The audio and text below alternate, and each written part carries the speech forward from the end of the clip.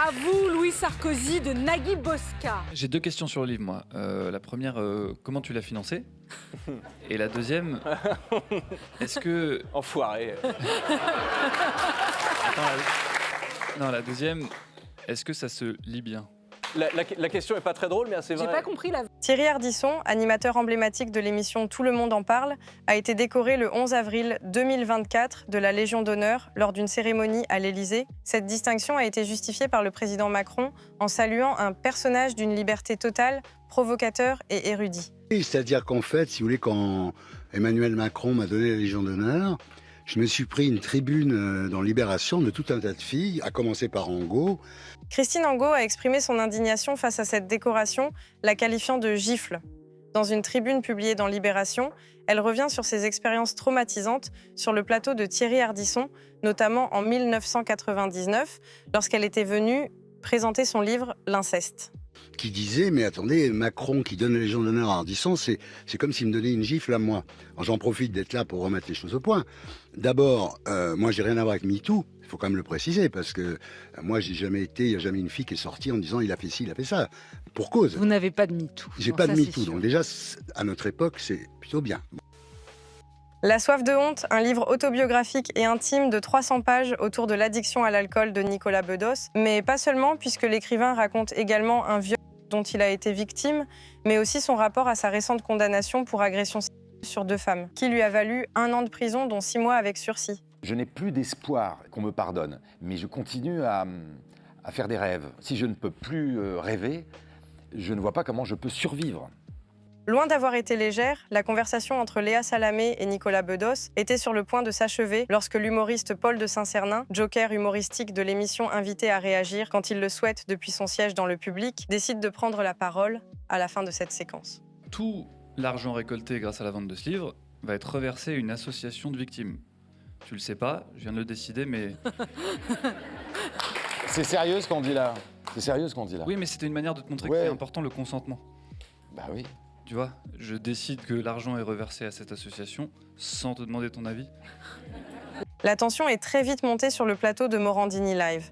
Le philosophe Mathias Leboeuf était en plateau face à Jordan Florentin, journaliste au magazine Frontières, en abordant la violence des jeunes et en particulier ce qui s'est passé à Saint-Denis, où un jeune homme de 17 ans a été piégé et pris en otage par 3 jeunes, puis torturé. Je dis encore ce que je veux. Vous avez laissé entendre que Kevin Bossuet, professeur Ne parlez pas sur ce ton-là, parce que moi, ça va pas se faire comme ça, ok?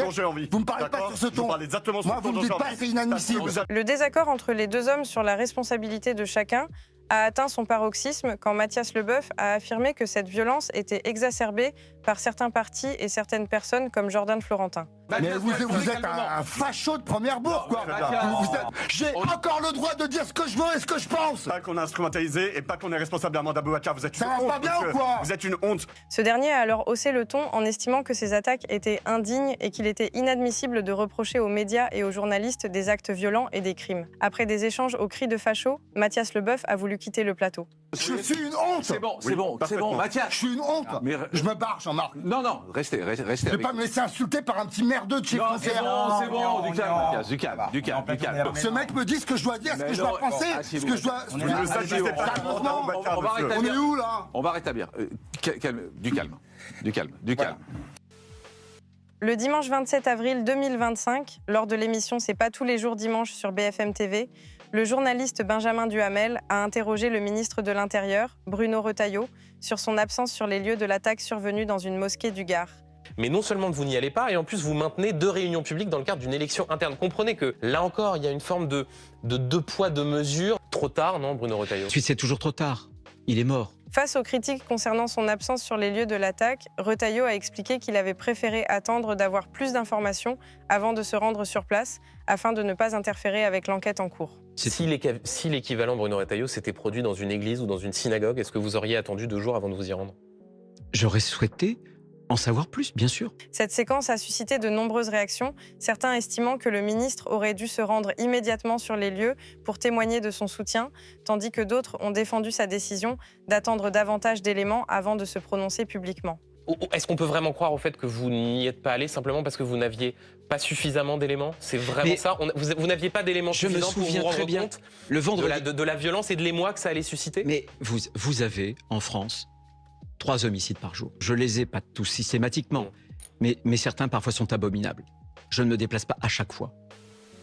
Le 12 avril dernier, Laurent Baffy était invité de Quelle époque sur France 2. L'humoriste, célèbre pour son humour sans filtre, est revenu sur la période où il travaillait aux côtés de Thierry Ardisson dans Tout le monde en parle. Près de 20 ans après l'arrêt de l'émission, le regard de l'humoriste sur les blagues et le ton du programme semblent avoir bien changé. Pas de regret. Non.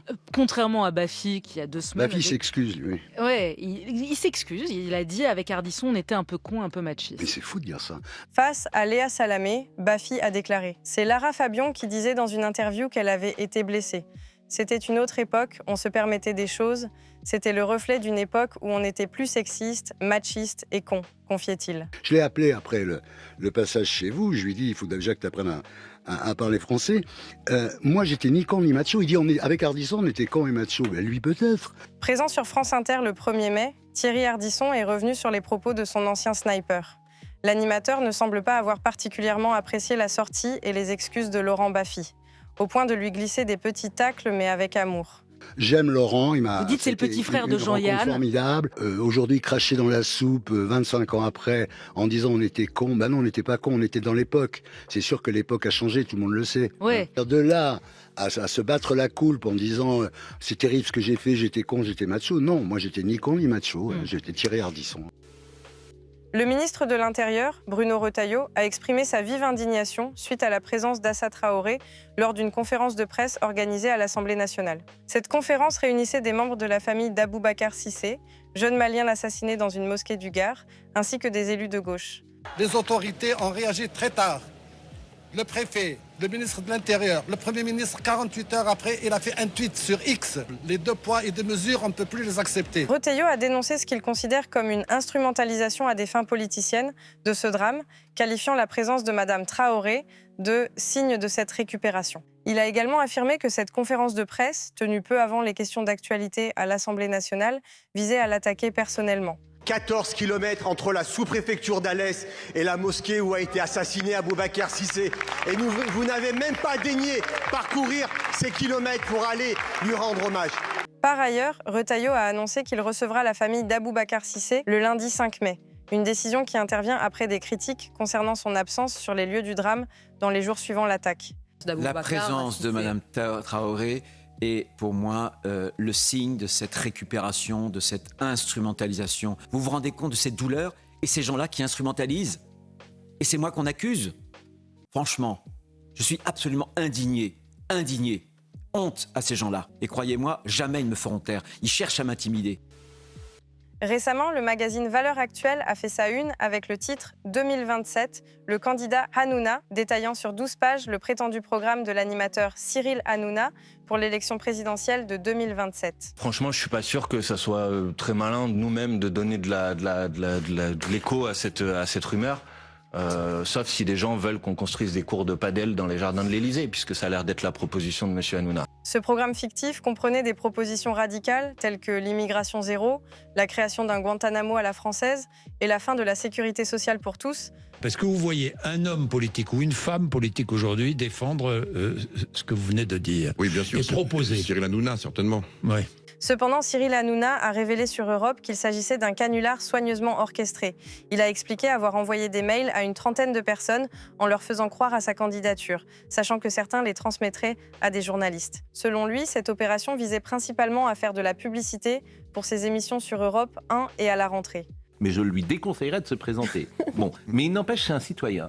Et quand on voit la nullité de certains depuis 40 ans, qui viennent pas donner de leçons à ceux qui ont envie de faire autre chose. Ce canular a suscité de nombreuses réactions dans les médias, certains critiquant la diffusion de cette fausse information et la promotion d'idées extrêmes, tandis que d'autres ont souligné la capacité d'Hanouna à manipuler l'attention médiatique. Est-ce que vous êtes candidat à l'élection présidentielle?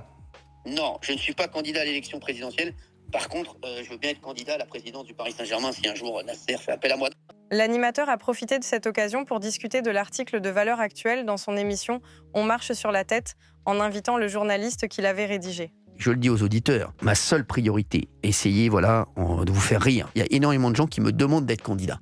Je le dis. Moi, quand j'ai vu tous les journalistes, tous réagir et le truc prendre, franchement, je vous cache pas que le soir, dans ma baignoire, ça me faisait rire. Le 25 avril 2025, un événement tragique s'est produit à la mosquée de la Grand-Combe, dans le Gard, où Aboubacar Cissé, un jeune Malien d'une vingtaine d'années, a été violemment poignardé à mort par un individu. L'assaillant, Olivier H., âgé de 20 ans, aurait asséné une quarantaine de coups de couteau à la victime, tout en proférant des insultes islamophobes et en filmant l'attaque en direct. Bon, enfin, vous savez, ça me donne même pas envie de rire. Non. Ça me donne même pas envie de rire parce que je trouve pitoyable de récupérer comme ça la tristesse des gens.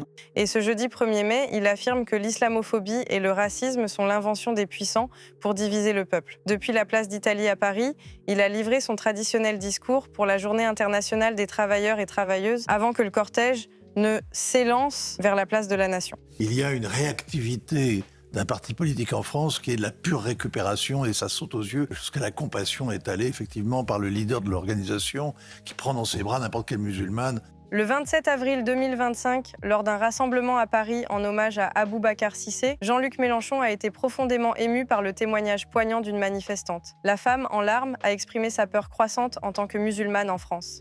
Honte à ceux qui viennent nous dire que c'est de la récupération communautariste, l'islamophobie, c'est-à-dire quelque chose qui est pire que la haine. C'est la folie légitime, la folie meurtrière, qui tue. Pourquoi? Parce qu'elle va au bout de ce qu'est le racisme. La droite française, notamment représentée par des figures telles que Bruno Retailleau, manifeste une réticence notable à employer le terme islamophobie. Cette position s'inscrit dans une vision spécifique de la laïcité et du rapport entre la République et l'islam selon le ministre. Il n'y a pas d'islamophobie en France, à vos yeux? L'islamophobie, c'est un concept qui a été inventé, théorisé par les frères musulmans. Bruno Retailleau exprime une prudence particulière quant à l'utilisation du terme islamophobie.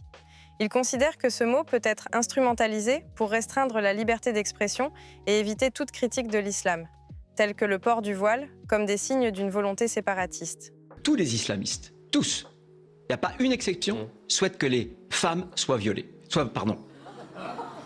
curieux d'ailleurs comme acte manqué, soient voilées. Cette approche est critiquée par la gauche qui accuse la droite de minimiser les actes discriminatoires envers les musulmans en refusant d'utiliser le terme islamophobie. Des figures comme Jean-Luc Mélenchon dénoncent une montée de l'hostilité envers les musulmans. Est-ce que vous parlez d'islamophobie? Non, je ne parle jamais d'islamophobie. C'est un terme qui a été inventé il y a bien longtemps. C'est le terme employé par François Bayrou hier. Eh bien, je ne l'aurais pas employé. Le Premier ministre François Bayrou n'a lui pas hésité à utiliser ce terme, dénonçant dans un message sur le réseau social X une ignominie islamophobe. Si les débats autour de ce mot ne datent pas d'hier, l'absence de consensus au sein du gouvernement sur son utilisation interroge. Un rassemblement a commencé, place de la République, contre l'islamophobie, à l'appel de personnalités de gauche, notamment Jean-Luc Mélenchon. Est-ce que vous irez en sortant de cette émission? Vous voulez rire? Vous parlez sérieusement? Vous voulez rire? Il l'instrumentalise. Je n'hésite pas à le dire. Et je pense qu'ils ne rendent pas service à nos compatriotes musulmans. Il y a 25 ans, en 2000, Jean-Pierre Castaldi succédait à Patrice Laffont et rejoignait Sandrine Dominguez aux commandes du jeu culte Fort Boyard. Mais au bout de 3 saisons, alors que son contrat était valable pour 4 ans, ce dernier a été annulé et l'animateur s'était vu écarté du programme. Messieurs, je suis fou de rage. Je parle de stratégie. Pas de bêtises. Dans C'est à vous, l'acteur est revenu sur cette expérience. À l'époque, grâce à son rôle mémorable de Caius Bonus dans Astérix et Obélix contre César, il avait tapé dans l'œil de la productrice Marie-France Brière, dont les enfants avaient eu un coup de cœur pour lui en voyant le film. J'étais une fois candidat et quand on m'a proposé de prendre la place, en fait pas prendre la place, de prendre la suite, j'y croyais pas que j'allais être le maître du fort. Et j'ai vraiment vécu ça comme le maître du fort. Et je me suis pris pour le maître du fort. C'est d'ailleurs pour ça qu'ils m'ont dégagé. C'est vrai? À cause de vos coups de gueule incroyables? Oui, mais j'ai adoré ça. 22 ans après la mort de l'actrice Marie Trintignant, qu'il a battue à mort, 12 ans après le décès de Christina Radi, son épouse qui l'a poussée au suicide, la série documentaire de Netflix en 3 épisodes reprend le récit, pas à pas, de l'emprise exercée par le chanteur de Noir Désir Bertrand Cantat sur ses femmes et de sa violence romantisée par la presse. J'ai perdu, comme nous tous qui la connaissions, Marie Trintignant, sous les coups d'un homme qui ne mérite pas ce nom-là aujourd'hui. Pour moi, il y a sur Netflix une série qui nous propose de le voir s'expliquer. Il n'y a pas d'explication à donner. un homme doit garder son sang-froid. Lors d'un rassemblement organisé en hommage à Aboubacar Cissé, tué dans une mosquée du Gard, Jérôme Guedj a été la cible d'insultes telles que « dégage » ou encore « PS, partitionniste ». Ces attaques ont contraint le député à quitter les lieux prématurément. Aujourd'hui, je suis venu pour rendre hommage à ce malheureux Aboubacar. Vous avez une pensée pour les victimes qui sont mortes ou c'est que du cinéma? Vous avez un peu de respect pour les gens pour lesquels on est venu. On n'a pas de respect pour les mecs comme vous. Quelques jours plus tard, lors du défilé parisien du 1er mai, Jérôme Guedj a de nouveau été pris pour cible par des manifestants, certains cagoulés, qui ont jeté des projectiles en direction du stand du Parti socialiste. L'élu a dû être exfiltré du cortège pour sa sécurité. C'était la manif? Non, la manif, on la fera jusqu'au bout. On va nous emmerder. Non, on quitte jamais la manif du 1er mai parce qu'il y a les ennemis des travailleurs qui sont là. C'est les gens qui détournent et dénaturent un mouvement social, l'hommage du 1er mai. C'est ainsi. Sans toucher, monsieur Guedj.